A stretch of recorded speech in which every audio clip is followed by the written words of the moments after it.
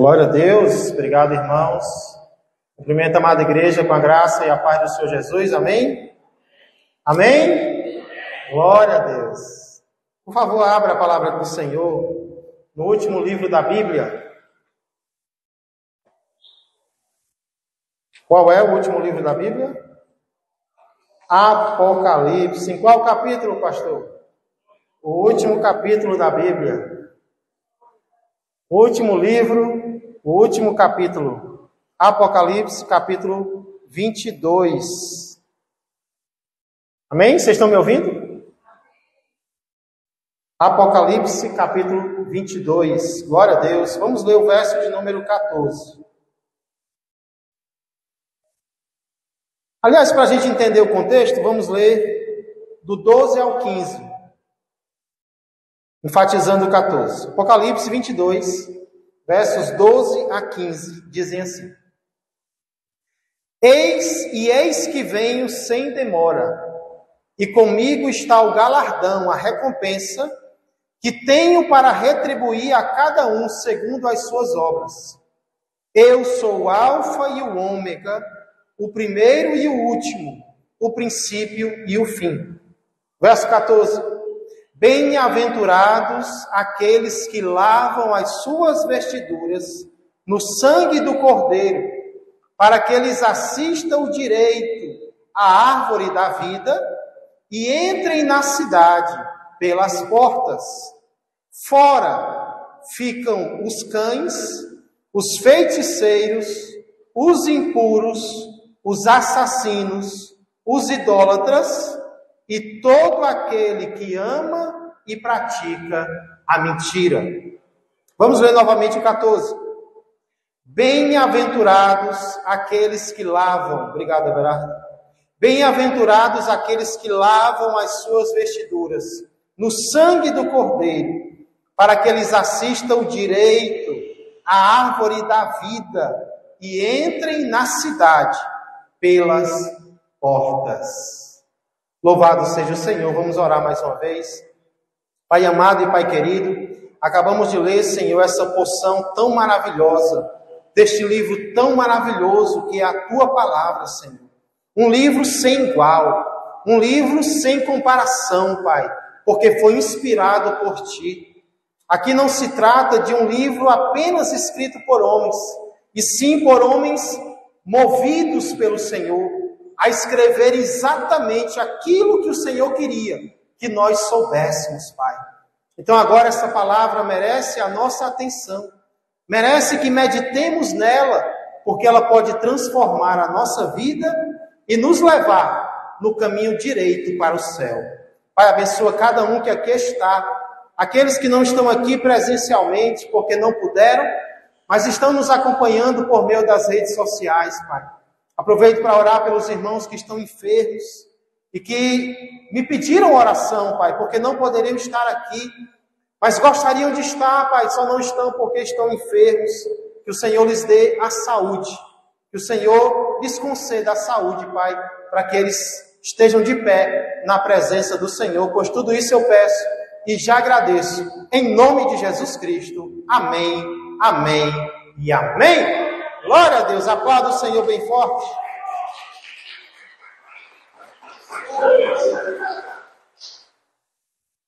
Se você tivesse que ser um animal, que animal você escolheria ser? Se você tivesse que ser um animal, tem que escolher um. Qual animal você escolheria ser? Pastor, que negócio é esse? De animal? Que conversa é essa? Nós somos seres humanos. Comparar a gente com animal? Ah, é? Pois você sabia que muitas vezes, espiritualmente falando, nós acabamos agindo que nem animais? Como, pastor? Espiritualmente falando, às vezes nós agimos que nem animais. Você vai já entender por que eu estou dizendo isso. Mas antes eu queria te lembrar que Apocalipse, esse livro maravilhoso, que tem 22 capítulos, possui 7 bem-aventuranças. Possui 7 promessas de bênção. Das 7, nós já meditamos em 6. E hoje nós iremos meditar na 7ª e última bem-aventurança, que se encontra aqui no versículo 14, Apocalipse 22 e 14. Esse versículo, irmãos, ele pode ser dividido em 2 partes. Na primeira parte, o versículo vai falar sobre a atitude de quem é bem-aventurado. E depois ele vai falar sobre as recompensas de quem é bem-aventurado.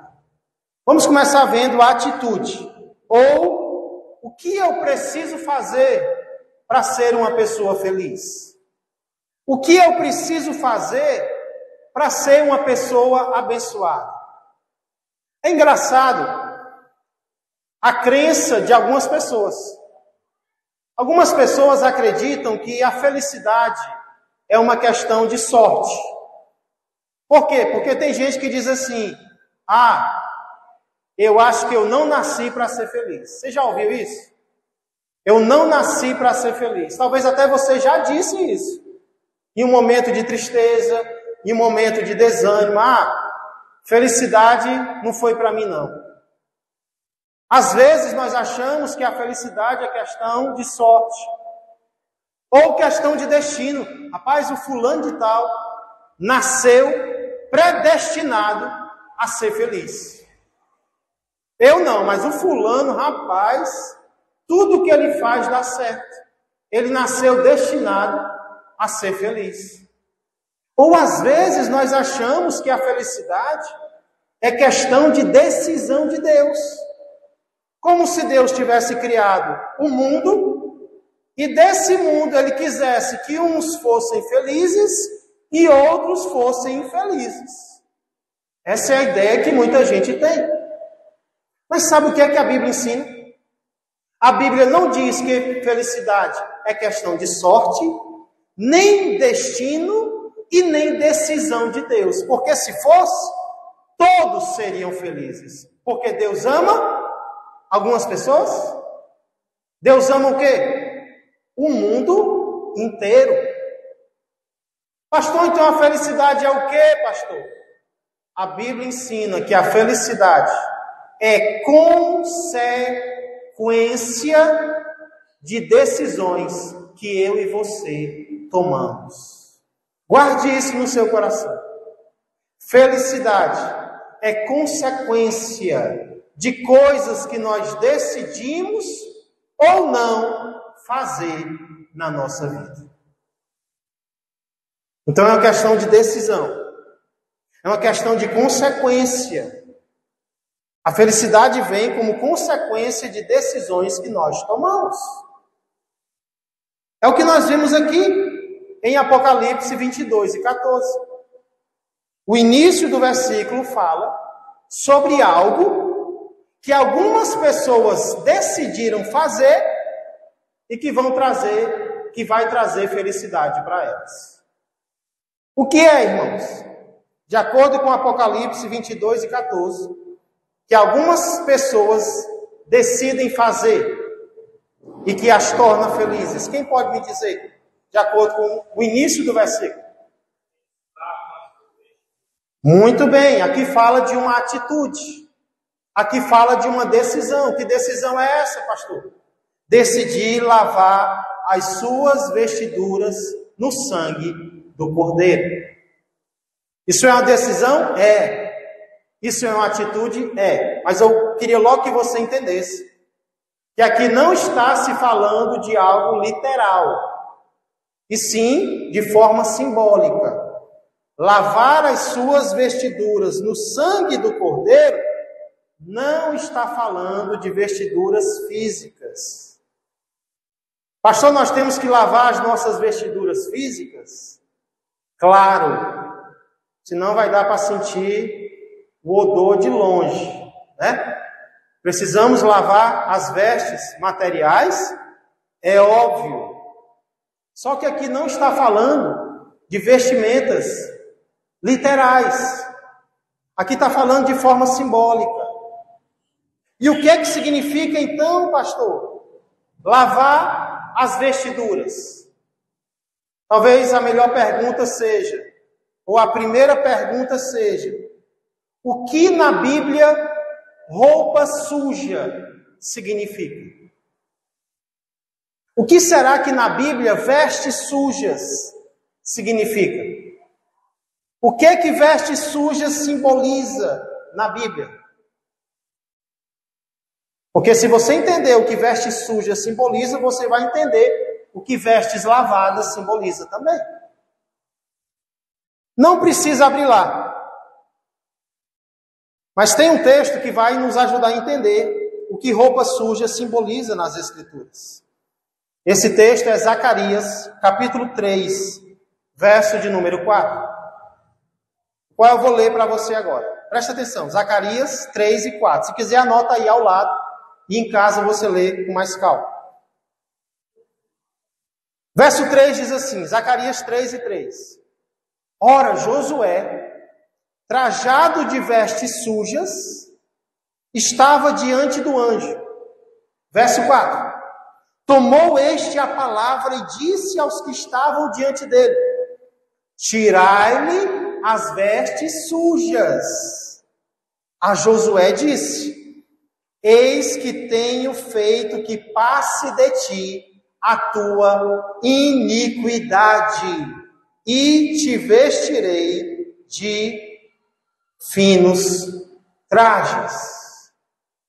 Quem pode me dizer, de acordo com esse versículo, o que veste suja simboliza? O pecado, a iniquidade. Porque Josué estava com vestes sujas. E aí o anjo diz para ele: tira as vestes sujas dele. Aí depois ele diz: eis que eu tirei a tua iniquidade, o teu pecado. Veste suja na Bíblia é uma forma de falar de pecado. Então, se veste suja simboliza pecado, veste limpa significa purificação, perdão, transformação, vida lavada no Senhor Jesus. Então, olha a boa notícia que Apocalipse tem para dar para nós pecadores, que nascemos no pecado. O nosso pecado pode ser lavado. Existe algo capaz de lavar o meu pecado e o teu pecado, a minha iniquidade e a tua iniquidade, seja ela qual for. E o que é, pastor? Que lava as nossas vestes espirituais. O que é capaz de lavar os meus pecados e os teus pecados? Será que é a religião? Será que a religião pode nos limpar? Será que é a penitência? Maltratar o próprio corpo vai limpar os nossos pecados? Não. Apocalipse 22 e 14 diz que certas pessoas tomaram a atitude de lavar as suas vestes, ou seja, a sua alma, a sua vida, em um sabão chamado sangue do Cordeiro. Sangue do nosso Senhor e Salvador Jesus Cristo. Olha que curioso, irmãos. Sangue de animal, limpa ou suja? Quem já trabalhou aqui matando animal, imolando para vender? Sangue de animal suja. Você vê pelas pessoas que trabalham. Eu tenho um primo que trabalha criando porcos e ele mata, ele vende a carne. E quando eu vejo o meu primo na rua, eu sei que ele estava matando os animais que ele cria, porque ele estava todo sujo. Sangue de seres humanos, limpa ou suja? Suja. Mas existe um sangue na face da terra que limpa. Esse sangue é o sangue de Jesus. Isso combina, irmãos, com várias coisas, vários milagres que Apocalipse diz que o sangue de Jesus opera. O sangue de Jesus opera milagres. Que milagres são esses, pastor? Por exemplo, olha comigo, capítulo 1, verso 5. Aí vocês me dizem o que é que o sangue de Jesus faz de acordo com esse versículo, ok? Apocalipse, capítulo 1, verso 5.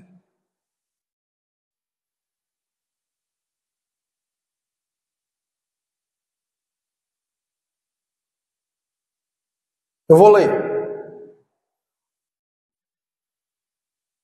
Começando do 4. Apocalipse 1 e 4. João às 7 igrejas que se encontram na Ásia, graça e paz a vós outros, da parte daquele que é, que era e que há de vir, da parte dos 7 espíritos que se acham diante do seu trono, verso 5, e da parte de Jesus Cristo, a fiel testemunha, o primogênito dos mortos e o soberano dos reis da terra. Aquele, apesar de tão importante, que nos ama e pelo seu sangue nos libertou dos nossos pecados. O que é que o sangue de Jesus opera?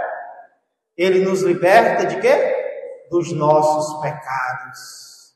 Só não se liberta dos seus pecados quem não quer, porque o sangue de Jesus nos livra de todos os nossos pecados. Primogênito dos mortos, o primeiro que morreu. Primogênito é o primeiro. Aquele que morreu e ressuscitou. Assim como ele morreu e ressuscitou, Tiago, nós também, ao morrermos, um dia seremos ressuscitados com ele. O que ele passou, nós também passaremos. É por isso que a gente não pode reclamar de sofrer com Cristo. Porque só quem sofre com Cristo vai ser coroado com ele. Então, primogênito dos mortos significa isso. Ele é aquele que enfrentou a morte primeiro e também a ressurreição. Capítulo 5, verso 9, outro milagre que o sangue de Jesus opera.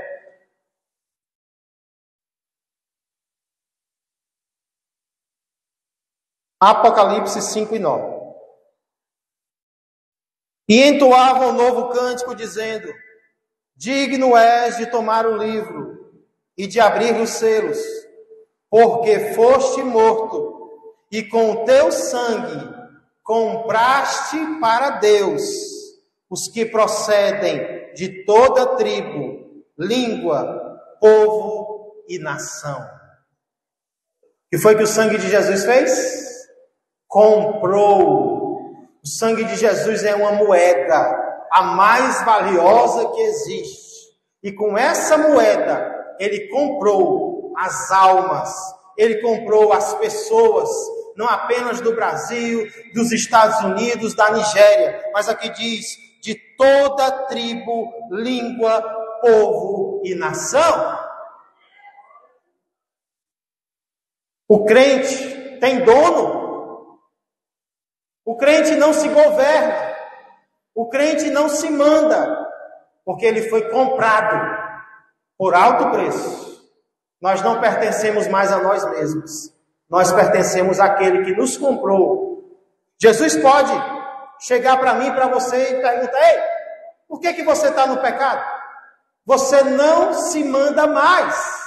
Eu te comprei com meu sangue. Você é meu, você é minha. Você me pertence, você só vai fazer agora o que eu quiser que você faça.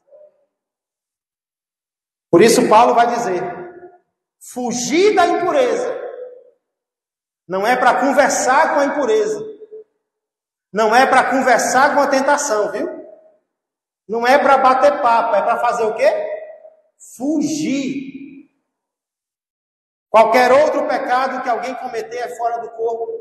Mas aquele que pratica a imoralidade peca contra o seu próprio corpo. Acaso não sabeis que o vosso corpo é santuário do Espírito Santo, o qual está em vós, e que não sois de vós mesmos? Olha o que Paulo diz. Não sois de vós mesmos. Você não se pertence mais. Você não é mais nem dono do seu nariz. E aí ele vai dizer por quê? Porque fostes comprados por preço. Agora, pois, glorificai a Deus no vosso corpo. E aí Apocalipse fala de mais um milagre que foi operado através do sangue de Jesus. Em Apocalipse, capítulo 7, verso 14. Apocalipse 7 e 14. Vai ter a ver com o nosso versículo 22 e 14. Apocalipse 7, 14 diz, começar do 13. Um dos anciãos, João vê uma multidão no céu e ele não sabe que multidão é essa. Aí no verso 13 diz, um dos anciãos tomou a palavra dizendo, estes que se vestem, olha as vestes, de vestiduras brancas, quem são e de onde vieram? Respondi-lhe, meu Senhor, tu sabes, ou seja, eu não sei. Então ele me disse, são estes os que vêm da grande tribulação. Lavaram suas vestiduras e as alvejaram no sangue do Cordeiro. Aqui nós aprendemos que o sangue de Jesus não é apenas o sabão, ele é o alvejante. Por isso nós podemos cantar que ele nos torna mais alvos do que a neve. Glória a Deus! Irmãos, o que nós temos feito com os nossos pecados? O que nós temos feito quando as nossas vestes ficam sujas? Quando nós fazemos algo que não agrada a Deus? O que estas pessoas decidem fazer, e por isso elas são bem-aventuradas, é que elas decidem lavar os seus pecados. Pastor, e como é que eu lavo os meus pecados no sangue de Jesus? 1 João 1,9 diz, se confessarmos os nossos pecados, Ele é fiel e justo para nos purificar os pecados, para nos perdoar os pecados e nos purificar de toda injustiça. Sabe como é que nós lavamos os nossos pecados? É indo até a presença de Deus e confessando, Senhor, eu confesso que eu pequei. Me perdoa, Senhor. Me lava pelo teu sangue. Eu me sujei, mas eu não quero permanecer sujo.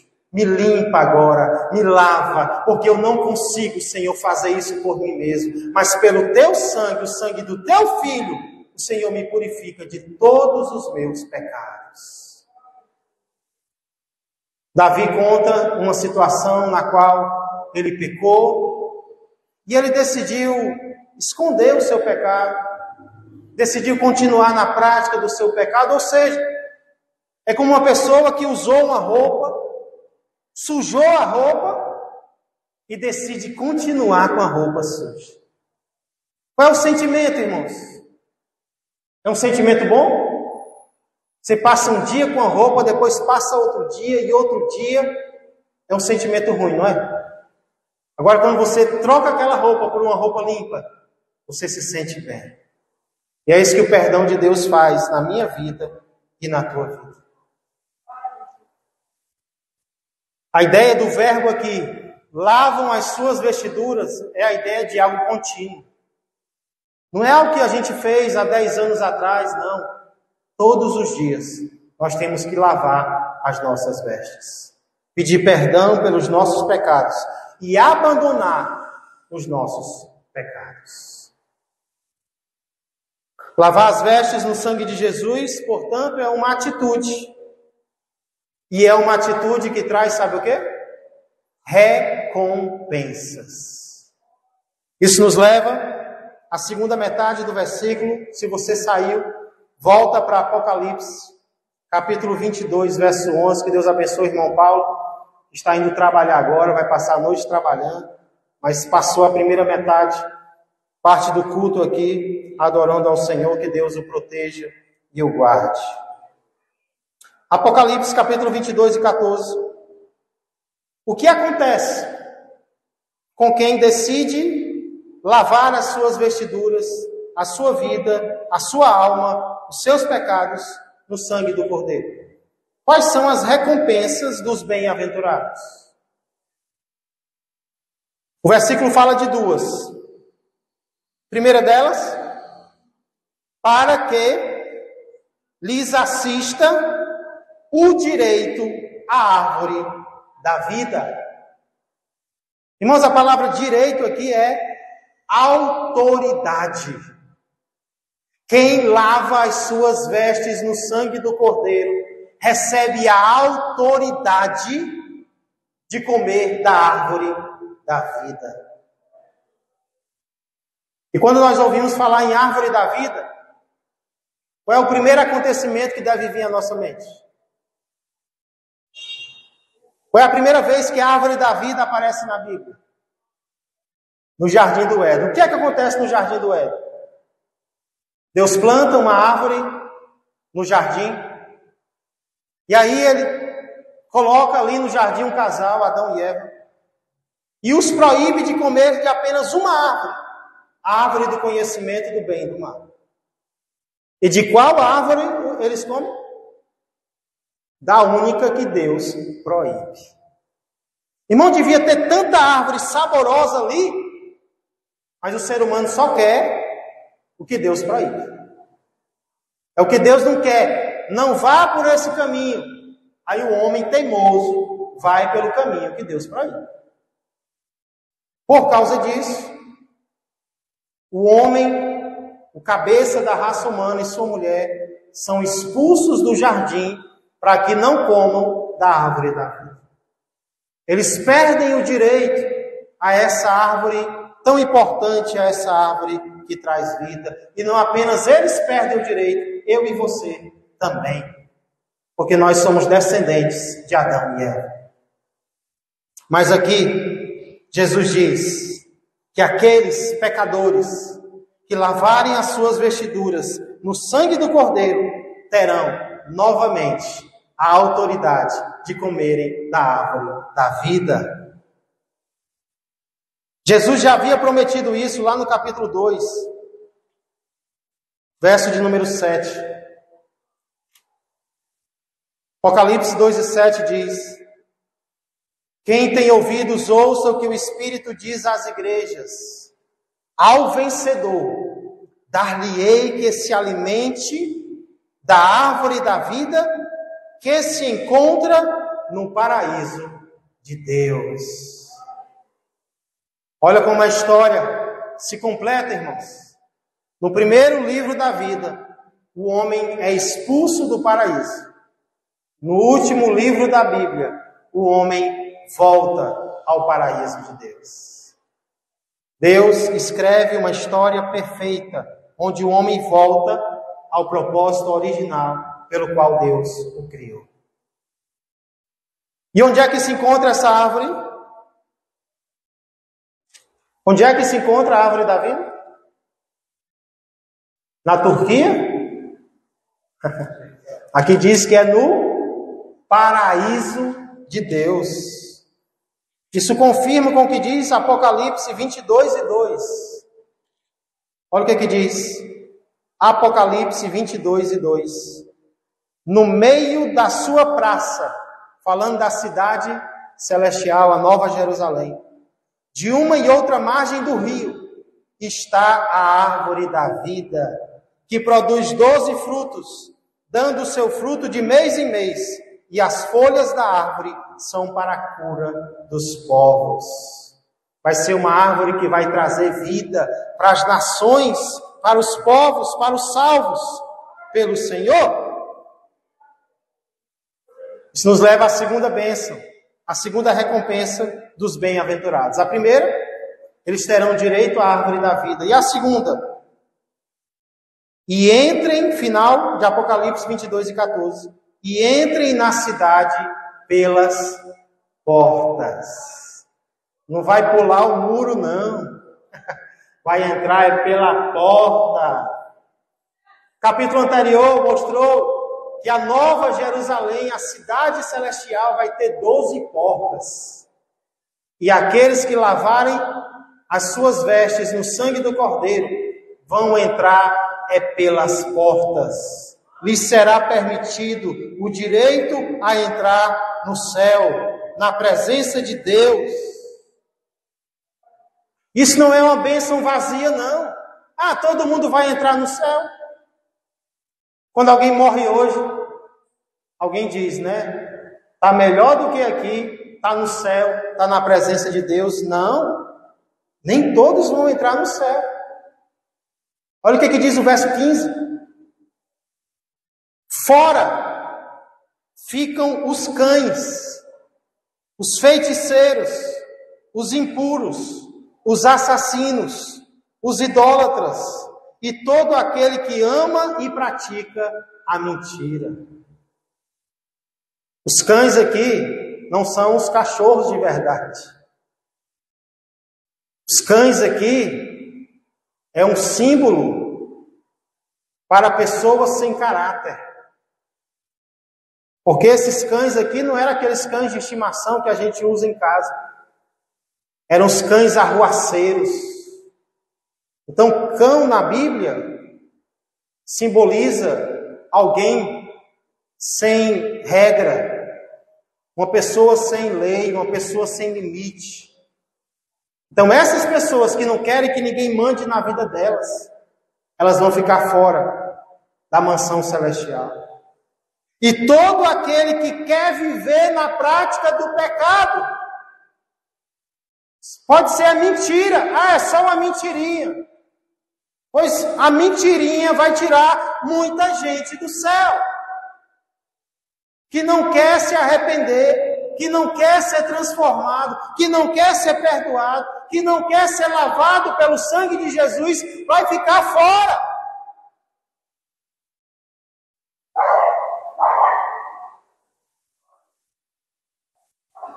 Então a pergunta é: o que nós temos feito com os nossos pecados?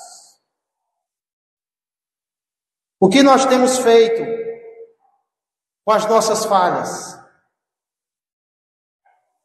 Às vezes o ser humano decide permanecer no erro. Algumas pessoas querem continuar na sujeira. Isso lembra um animal que ama permanecer na sujeira. Que animal é esse? O porco. Mas existe uma diferença entre uma ovelha e um porco. A ovelha pode até cair na lama, mas só o porco permanece lá. Uma ovelha pode até se sujar, mas ela não quer continuar suja. Uma ovelha verdadeira quer ser limpa pelo seu pastor. Nós temos sido ovelhas ou cães? A palavra de Deus aproxima muito os cães e os porcos. Lembra que no início eu perguntei que animal você gostaria de ser? Pois a Bíblia diz assim, ó: pois melhor lhes fora nunca tivessem conhecido o caminho da justiça, do que após conhecê-lo, volverem para trás. Está falando de pessoas que conheceram Jesus e voltaram atrás. Voltaram para a antiga vida, apartando-se do santo mandamento que lhes fora dado. Com eles aconteceu o que diz certo adágio verdadeiro: o cão voltou ao seu próprio vômito. A palavra de Deus compara alguém que conhece Jesus e volta atrás com um cão que vomita e depois vai se alimentar do seu próprio vômito. E aí ele continua: e a porca lavada voltou a revolver-se no lamaçal. Cão e porca. É assim que a Bíblia compara o crente, a pessoa que quer permanecer no mal, que quer permanecer no pecado. Mas a ovelha é diferente. A ovelha cai no lamaçal, mas ele quer ser retirado de lá. Ele quer ser limpo. A ovelha quer ser lavada. pelo seu Senhor. Como é que nós estamos hoje? Com qual animal, espiritualmente falando, nós estamos nos parecendo hoje? Com um porco que quer continuar no erro, que quer continuar no pecado, que quer estar na lama, foi até limpo, mas quer voltar para as antigas práticas. Ou será que hoje nós estamos agindo como ovelhas verdadeiras? Dizendo, Senhor, me perdoa, porque eu me sujei, mas o teu sangue me limpou para que eu não permaneça sujo. Vem me lavar hoje, em nome de Jesus. Que hoje nós sejamos semelhantes a uma ovelha que quer ser lavada pelo sangue do Senhor. E se assim nós fizermos, e se assim nós continuarmos, quando o grande dia chegar, nós teremos o direito à árvore da vida, que fica na cidade de Jerusalém, e nós entraremos nessa cidade pelos portões celestiais. Quem quer essa recompensa? Então diga não para o pecado hoje, seja ele qual for. Ah, mas eu me sujei, Senhor. Ah, mas eu caí. Sim. E o que o inimigo mais quer é que você continue caindo. O que o inimigo mais quer é que você continue no mal, no erro. Mas diga agora, eu não vou continuar. Senhor, a minha vida é tua. Faz de mim o que tu quiseres. E a promessa dele é que ele vai nos perdoar de todos os nossos pecados. Quem recebe essa palavra? Vamos orar. Antes de orarmos, será que tem alguém que gostaria de se reconciliar com o Senhor hoje? Glória a Deus. Nosso irmão está sentindo necessidade de ser lavado mais uma vez pelo sangue de Jesus. Tem mais alguém que está sentindo essa necessidade hoje? Fale com o Senhor aí onde você está. Entregue a sua mente para Ele, entregue o seu corpo, entregue o seu coração para o Senhor. A diferença entre os seres humanos, muitas vezes, não é o pecado, porque todos nós somos pecadores.